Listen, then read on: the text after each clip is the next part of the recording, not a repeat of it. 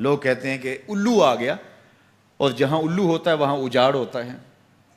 یہ بربادی کی علامت ہے. الو استعارہ بنا لیا بربادی کا، اور یہ ہمارا خود ساختہ ایک تصور ہے کہ جس جگہ پہ الو بولیں، الو بیٹھیں، تو وہاں بربادی آ جاتی ہے.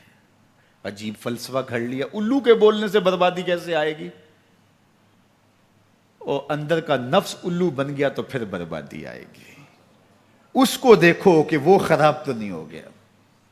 میں کہتا ہوں ایک گھر میں صبح کا آغاز سجدوں سے ہوتا ہے، پھر سورہ یاسین کی تلاوت کی جاتی ہے، سارا دن گھر کے اندر محبت، چاشنی اور پیار سے افراد خانہ کا وقت گزرتا ہے. کمائی کر کے لانے والا گھر کا کفیل رزق حلال لا کے اپنے بچوں کو کھلاتا ہے. نظر کی پاکیزگی اور خیالوں کی طہارت کا ساما ہوتا ہے. شام کو سورہ واقعہ پڑھی جاتی ہے، سونے سے قبل سورہ ملک کی تلاوت ہوتی ہے. دہلیز پہ آنے والے سائل کو جھڑکا نہیں جاتا، مہمان کی عزت کی جاتی ہے، تکریم دی جاتی ہے، گھر کو صاف ستھرا رکھا جاتا ہے. قرآن کی تلاوت کی مہک پھیلی ہوتی ہے گھر میں. گھر کے اندر درخت پر 100 الو بھی بیٹھ جائیں، اس گھر میں بربادی نہیں آئے گی.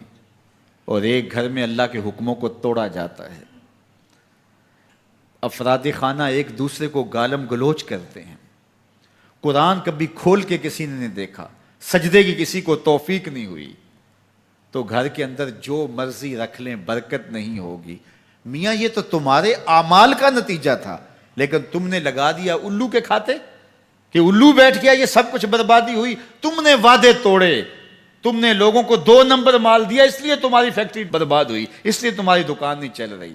کہ تم کہتے کچھ ہو دیتے کچھ ہو. ایک مرتبہ جو دھوکہ کھاتا ہے وہ دوبارہ تمہاری دکان پہ نہیں آتا. یہ الو کا کام نہیں ہے، یہ تمہارے نفس کے الو کا کام ہے. لیکن تم نے الو پہ مڑ کے کسی منحوسہ، یہ فلاں منحوسہ ہماری دکان پہ آئی صبح، آج سارا دن گاہک ہی نہیں آیا. کیا فلسفہ تم نے تراشا؟ تو فرمایا ولا ہامہ، الو بھی کوئی چیز نہیں، ولا سفرا، اور نہ ہی سفر کا مہینہ کوئی چیز ہے کہ آپ سفر کے مہینے کے نام لگا کر کے کسی چیز کا انکار کر دیں. یہ اللہ کی طرف سے ہے جو تمہیں نصیب ہوتا ہے. وَإِن يَمْسَسْكَ اللَّهُ بِضُرٍّ فَلَا كَاشِفَ لَهُ إِلَّا هُوَ. اللہ تعالیٰ تمہیں کوئی نقصان پہنچانا چاہے تو کوئی اس نقصان کو دور نہیں کر سکتا سوائے اللہ کے. اور اگر اللہ تمہیں کوئی بھلائی دینا چاہے، تمہیں بہتری عطا کرنا چاہے، فَلَا رَادَّ لِفَضْلِهِ، اللہ کے فضل کو کوئی واپس بھی نہیں کر سکتا، لٹا بھی نہیں سکتا. اللہ کے فضل کو کوئی ٹال بھی نہیں سکتا. سارا زمانہ لگ جائے کسی شخص کو نقصان پہنچانے کے لیے، لیکن اللہ کی نصرت اسے نصیب ہو، کوئی بال بھی بیکا نہیں کر سکتا. سارا زمانہ کسی کو فائدہ دینے میں لگا رہے، لیکن اللہ نہ چاہے تو ایک ذرے کا فائدہ بھی نہیں پہنچا سکتے. ایسا ہوتا ہے نا کہ مریض بہت دولت مند ہے اور اعلیٰ سے اعلیٰ علاج گاہ میں اس کو پہنچا دیا گیا، ہر وقت 5-6 ڈاکٹر اوپر کھڑے ہیں، ایک ایک سانس کو کنٹرول کرنے کی کوشش کرتے ہیں، کئی مشینوں کے اندر ایک ایک چیز کا ہر وقت ٹیسٹ ہو رہا ہے، لیکن موت آئی تو سارے ڈاکٹر ایک سانس کی بھیک بھی نہیں دے سکتے.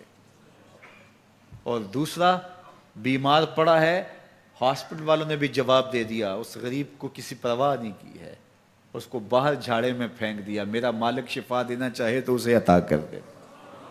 شفا اللہ کے پاس ہے، موت اللہ کے پاس ہے، زندگی اللہ کے پاس ہے، خیر اللہ کے پاس ہے. وہ جس کو جو چاہے عطا کرے. اپنے عقیدوں کو مضبوط کرو، اللہ پر توکل کرو، اللہ پر بھروسہ کرو. وہ چاہے تو ہوتا ہے، وہ نہ چاہے تو کچھ نہیں ہوتا. اس کے چاہنے سے ہے اور اس کے نہ چاہنے سے نہیں.